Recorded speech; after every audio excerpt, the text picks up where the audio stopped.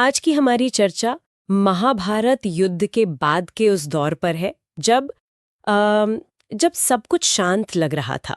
पांडवों की जीत हो चुकी थी, अधर्म का नाश हो गया था और धर्मराज युधिष्ठिर सिंहासन पर थे। मतलब ऊपर से देखने पर तो लगता था कि मानो पृथ्वी पर धर्म का स्थायी राज्य स्थापित हो गया है, सब कुछ ठीक है। लेकिन यही तो सबसे बड़ा भ्रम है। श्रीमद् भागवत का एक अध्याय हमें एक बहुत गहरा सत्य सिखाता है। क्या? कि धर्म की स्थापना के बाद भी काल चुपचाप प्रवेश करता है। आज हम उसी अध्याय की पड़ताल करेंगे जहां विजय के शोर के बाद वैराग्य और त्याग की एक खामोश कहानी शुरू होती है। ये कहानी सिर्फ घटनाओं की नहीं है। नहीं, ये मन के अंदर चल रहे उस युद्ध की है जो धृतराष्ट्र, विदुर और युधिष्ठिर के जीवन में एक निर्णायक मोड़ लेकर आता है। कहानी का ये हिस्सा मुझे हमेशा बहुत दिलचस्प लगता है। मतलब युद्ध खत्म, जीत हासिल, लेकिन हस्तिनापुर के महल में जश्न नहीं, एक अजीब सी खामोशी है।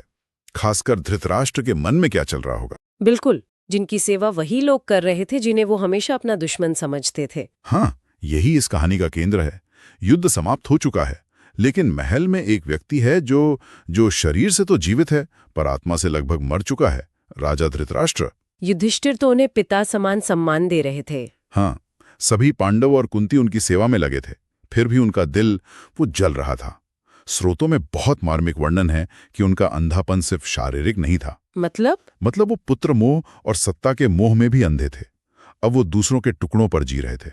हर पल उन्हें अपने 100 पुत्रों की मौत का दुख सालता था। तो मतलब भीम के हाथों से परोसा गया भोजन भी उन्हें जहर जैसा लगता होगा। आप सोचिए, हर निवाले में उन्हें दुर्योधन याद आता होगा। हर हंसी में उन्हें अपने बेटों की चीखें सुनाई देती होंगी। उनकी जिंदगी बोझ बन गई थी, जिसमें हर पल सिर्फ दर्द था। और गांधारी, उनकी क्या स्थिति थी? और गांधारी की भी वही हालत थी। जीवन भर आंखों पर पट्टी बांधने वाली गांधारी अब एक ऐसे भीतरी अंधकार में जी रही थी जिससे बाहर आने का कोई रास्ता नहीं था। स्रोत बताते हैं कि उनकी आंखों की पट्टी अब शोक का एक स्थायी पर्दा बन चुकी थी। अच्छा। वो न रोती थी न कुछ बोलती थी, बस एक पत्थर की मूर्त की तरह जी रही थी। महल में विजय का उत्सव था, पर उनके कमरे में एक कभी न खत्म होने वाला मातम पसरा था। और इसी तनाव भरी शांति के बीच महात्मा विदुर की वापसी होती है। वनवास से लौटे थे वो। हाँ, और विदुर कोई साधारण व्यक्ति नहीं थे। उन्हें यमराज का अंशावतार कहा जाता है। इसका क्या मतलब है? क्या इसलिए कि उनकी बातें मृत्यु की तरह ही कड़वी और अंतिम सच होती थीं? आपने बिल्कुल सही पकड़ा। यमराज का काम है न्याय करना और बिना किसी लाग लपेट के अंतिम सत्य बताना। विदुर भी वही थे, धर्म के जीवित प्रतीक जो कड़वा सच बोलने से कभी नहीं डरते थे। उनका आना कहानी में एक कैटलिस्ट का काम करता है। बिल्कुल। वो महल में आते हैं और धृतराष्ट्र की दयनीय हालत देखते हैं। न वो राजा हैं, न पिता, न सन्यासी। एक ऐसी अवस्था में फंसे हुए हैं जहां न सम्मान है न शांति। लेकिन एक सवाल उठता है, विदुर ने ये बातें पहले क्यों नहीं कही? युद्ध से पहले भी तो धृतराष्ट्र मोह में अंधे थे। ये बहुत अच्छा सवाल है। क्या विदुर सही समय का इंतजार कर रहे थे या वो भी अब इस दिखावे से थक चुके थे? शायद दोनों बातें थीं। युद्ध से पहले धृतराष्ट्र सत्ता के शिखर पर थे, वो किसी की सुनने को तैयार नहीं थे। लेकिन अब वो पूरी तरह टूट चुके थे, असहाय थे। शायद विदुर जानते थे कि दवा तभी असर करती है जब मरीज को अपनी बीमारी का एहसास हो। और अब धृतराष्ट्र उस अवस्था में थे जहां सत्य का कड़वा घूंट पीना उनकी मजबूरी भी थी और जरूरत भी। तो विदुर ने उनके भ्रम के आवरण को चीरने का फैसला किया। हाँ, और उनके शब्द किसी मरहम की तरह नहीं बल्कि एक सर्जन की छुरी की तरह थे, जो सड़े हुए हिस्से को काट कर अलग कर देती है। और उनके शब्द वाकई किसी बिजली के झटके जैसे थे। उन्होंने सीधे धृतराष्ट्र से कहा, हे राजन, होश में आइए। आप दूसरों के टुकड़ों पर जी रहे हैं, जिनसे आपने जीवन भर दुश्मनी की। आज उन्हीं की दया पर आपका जीवन चल रहा है। क्या इससे बड़ा कोई अपमान हो सकता है? ये शब्द सुनकर किसी का भी दिल कांप जाए। और वो यही नहीं रुके। अच्छा? उन्होंने धृतराष्ट्र को उनके शरीर की सच्चाई का आईना दिखाया। आपका शरीर अब बीमारियों का घर बन चुका है। दांत हिल रहे हैं, आंखों से दिखता नहीं, कान सुनते नहीं, फिर भी जीने की इच्छा नहीं मर रही। जिस शरीर को आप अपना मानकर बैठे हैं वो हर दिन आपको धोखा दे रहा है, और आप हैं कि मोह छोड़ने को तैयार नहीं। उफ। ये वो पल था जिसने धृतराष्ट्र के बरसों से जमे हुए मोह के पहाड़ को एक ही झटके में तोड़ दिया। ये सिर्फ शब्द नहीं थे। नहीं, ये ज्ञान की आग थी। थोड़ा रुक कर सोच कर भी रोंगटे खड़े हो जाते हैं कि कभी कभी जीवन बदलने के लिए सिर्फ एक पल की सच्ची और कड़वी बात ही काफी होती है। किसी बाहरी युद्ध की नहीं, बस एक अंदरूनी विस्फोट की जरूरत होती है। और इसका असर भी तुरंत हुआ। हाँ, बिल्कुल। उस रात धृतराष्ट्र सो नहीं पाए। विदुर के शब्दों ने उनके अंदर की सोई हुई चेतना को जगा दिया था। स्रोत बताते हैं कि अगली सुबह बिना किसी को बताए, बिना कोई विदाई लिए, धृतराष्ट्र और गांधारी महल छोड़कर जा चुके थे। कोई घोषणा नहीं, कोई पछतावा का नाटक नहीं, बस एक खामोश त्याग। ये त्याग जितना शांत था, पांडवों के लिए उतना ही बड़ा तूफान लेकर आया। जब युधिष्ठिर को पता चला तो वो सन्न रह गए होंगे। बिल्कुल। वो खुद को दोष देने लगे, क्या हमारी सेवा में कोई कमी रह गई, क्या हमसे कोई भूल हो गई। एक तरफ धृतराष्ट्र अपनी मुक्ति की राह पर थे और दूसरी तरफ पांडव अपराध बोध और दुख में डूब गए। हाँ। इस विरोधाभास को विदुर ने कैसे संभाला? विदुर ने युधिष्ठिर को समझाया और उनका जवाब बहुत गहरा है। उन्होंने कहा, हे राजन, शोक मत करो। जो बुद्धिमान है वो समय रहते चला जाता है। धृतराष्ट्र ने वही किया जो हर इंसान को करना चाहिए, काल के बुलावे से पहले संसार की आसक्ति छोड़ देना। एक तरह से उन्होंने धृतराष्ट्र के काम को सम्मान दिया, उसे कायरता नहीं बुद्धिमानी बताया। सही कहा। उन्होंने एक व्यक्तिगत घटना को एक सार्वभौमिक सत्य से जोड़ दिया। लेकिन विदुर यहीं नहीं रुके। उन्होंने एक और बड़ी घोषणा की जो पांडवों के लिए शायद पहले से भी बड़ा झटका था। हाँ, उन्होंने कहा, अब पृथ्वी पर कलयुग का प्रवेश हो चुका है।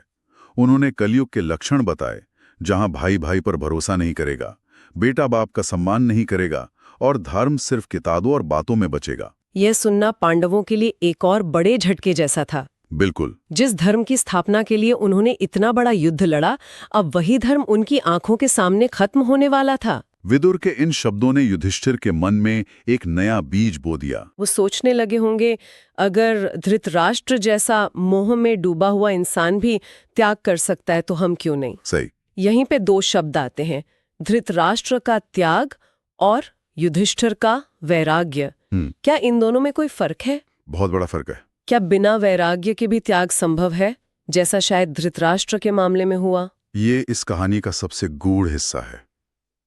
धृतराष्ट्र का त्याग अपमान, पीड़ा और मजबूरी से जन्मा था। वो एक हारे हुए इंसान का पलायन था। लेकिन युधिष्ठिर के मन में जो भाव जागा वो वैराग्य था। वैराग्य हार से नहीं, ज्ञान से पैदा होता है। ये समझ कि जिस चीज को तुम संभालने की कोशिश कर रहे हो उसका स्वभाव ही बदलना है। युधिष्ठिर को ये दिखने लगा था कि अब राज करने का कोई मतलब नहीं, क्योंकि अब धर्म की रक्षा संभव ही नहीं है। और उनके इस विचार को और पक्का करने के लिए देवऋषि नारद का आगमन होता है। नारद का आना हमेशा किसी बड़े बदलाव का संकेत होता है। बिल्कुल। नारद मुनि पांडवों को अंतिम संकेत देने आए थे। उन्होंने दो बड़ी बातें कही। पहली, श्री कृष्ण अपनी लीला समाप्त करके अपने धाम लौटने वाले हैं। और दूसरी, कि जब भगवान पृथ्वी से जाएंगे तो धर्म भी उनके साथ चला जाएगा। हाँ, ये पांडवों के लिए अंतिम पुष्टि थी कि अब उनके सांसारिक कर्तव्यों का समय समाप्त हो रहा है। नारद मुनि ने कलयुग के जो लक्षण बताए वो तो आज भी सच लगते हैं। क्या थे वो लक्षण? झूठ को सच माना जाएगा, सम्मान पैसे से मिलेगा और राजा प्रजा के रक्षक नहीं बल्कि भक्षक बन जाएंगे। ये सुनकर तो युधिष्ठिर को लगा होगा कि जिस धर्म राज्य का सपना उन्होंने देखा था वो अब बिखरने वाला है। निश्चित रूप से युधिष्ठिर समझ गए कि अब सत्ता में बने रहने का कोई अर्थ ही नहीं है। जो धर्म उन्होंने इतनी बड़ी कीमत चुकाकर स्थापित किया था, अब वो उन्हीं की आंखों के सामने खंडित होने जा रहा था। एक राजा के लिए इससे बड़ी पीड़ा और क्या हो सकती है। बिल्कुल। उन्होंने फैसला कर लिया कि अब राजपाट छोड़कर हरिनामी एकमात्र सहारा है। तो इस अध्याय में कोई युद्ध नहीं है, कोई चमत्कार नहीं है, फिर भी ये महाभारत के किसी भी युद्ध पर्व से ज्यादा मार्मिक है ना? बिल्कुल। ये हमें सिखाता है कि असली लड़ाई बाहर नहीं बल्कि मन के अंदर होती है, मोह और वैराग्य के बीच। श्रोत इस अध्याय के सार को 3 पात्रों के माध्यम से बहुत खूबसूरती से सामने रखता है। हाँ, पहला है धृतराष्ट्र का वनगमन, जो हर गृहस्थ के लिए एक शिक्षा है कि समय रहते आसक्ति और जिम्मेदारियों से खुद को अलग कर लेना चाहिए। बिल्कुल।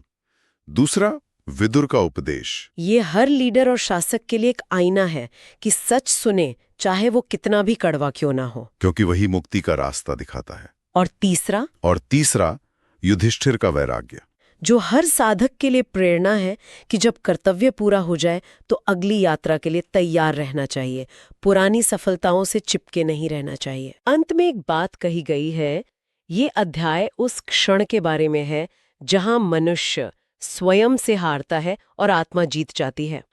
ये बात बहुत गहरी है कि हारना ही असल में जीतना है, लेकिन ये समझना थोड़ा मुश्किल है।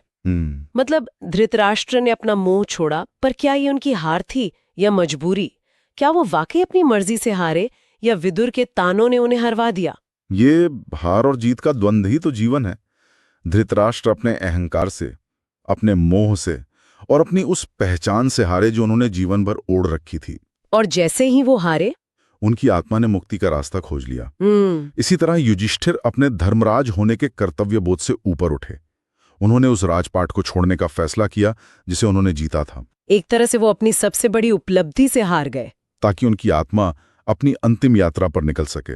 कभी कभी जीवन में आगे बढ़ने के लिए हमें अपनी जीती हुई चीजों को ही छोड़ना पड़ता है। आज की इस चर्चा से ये साफ है कि महाभारत की असली कहानी कुरुक्षेत्र के मैदान पर खत्म नहीं हुई थी। नहीं, असली संघर्ष तो मन के भीतर शुरू हुआ था, मोह, कर्तव्य और वैराग्य के बीच। बिल्कुल। और ये अध्याय आज के समय के लिए हमारे लिए एक बहुत गहरा सवाल छोड़ जाता है। क्या? इसमें कहा गया है कि बुद्धिमान व्यक्ति समय रहते चला जाता है।